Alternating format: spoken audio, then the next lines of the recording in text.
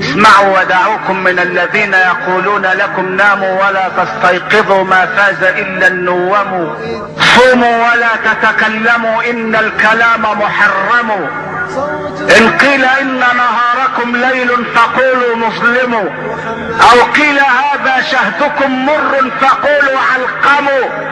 اسمعوا ماذا يقول زعيم اسرائيل. اسمعوا الاهداف الثلاثة.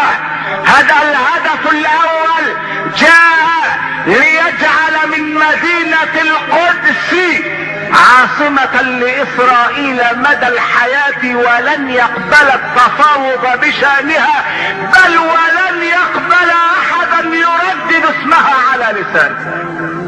هذا أمر مفروغ منه. ومدينة القدس هي مدينة المسجد الأقصى، أول القبلتين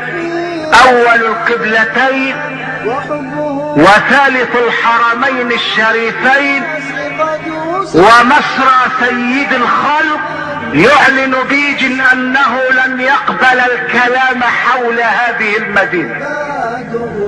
وأنا من هذا المكان أحمل 1,000 مليون مسلم مسؤولية عدم تخليص المسجد الأقصى من أيدي اليهود. المسجد الأقصى يرفع يديه باكيا وصارخا ومولولا يقول يا ربي إن قوم اتخذوا هذا القرآن مهجورا. 1,000 مليون مسلم في مشارق الأرض ومغاربه، وسيروس فنسي لن يعيد المسجد إلينا، وأمريكا الصليبية لن تسمح بفك اعتقال المسجد الأقصى، والمفاوضات لن تعيد المسجد الأقصى. إذا فمن الذين يعيدونه؟ شباب يتربى على عقيدة لا إله إلا الله، شباب يربى في معسكر التوحيد، لا أقول في معسكرات سب الدين ولا في معسكرات احتساء الخمور، إنما شباب يربى في معسكر التوحيد، ثم يسلح بالتقوى، ثم يزود بالحديد والنار، وينطلقون إلى هناك في صورة فدائيين، بحيث يكون شعار احدهم اذا صدرت اليه الاشارة انه اذا ذهب الى هناك فلن يعود الى هنا، انما سيعود الى الجنة. الجيوش النظامية لن تعيد المسجد الاقصى. ان الذي يعيد المسجد الاقصى شباب يؤمن بالله ويؤمن بلقاء الله، هدفه العودة الى الجنة ليعقد عقد بيع وشراء مع الله.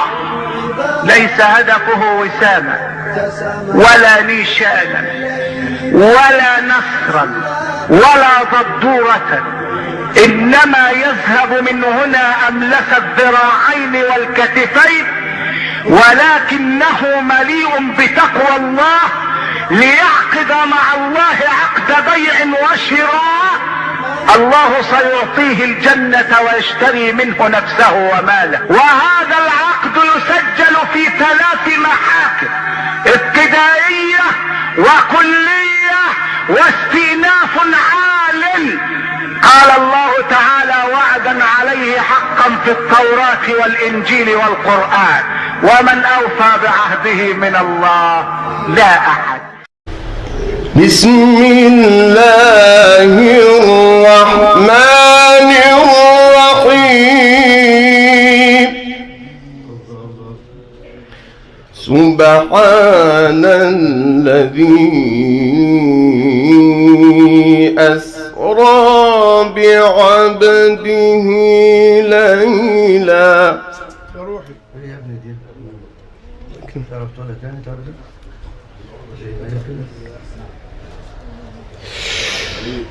سبحان الذي أسرى بعبده ليلا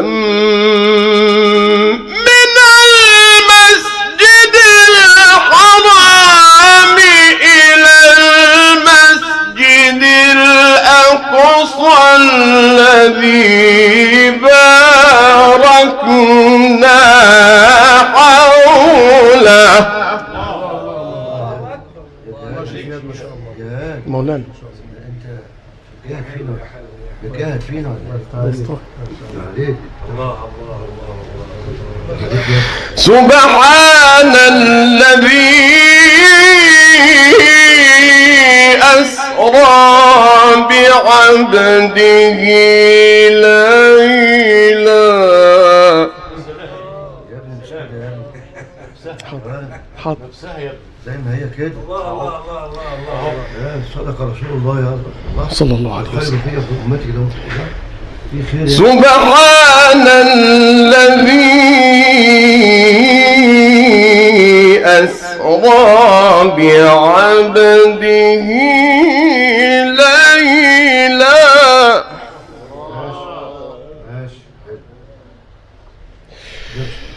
سبحان الذي أسرى بعبده ليلا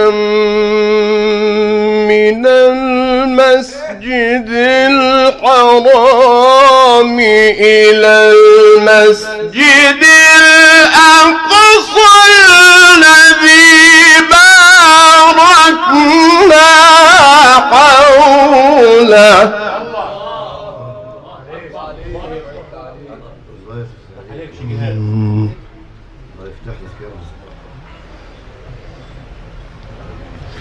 لنريه من آياتنا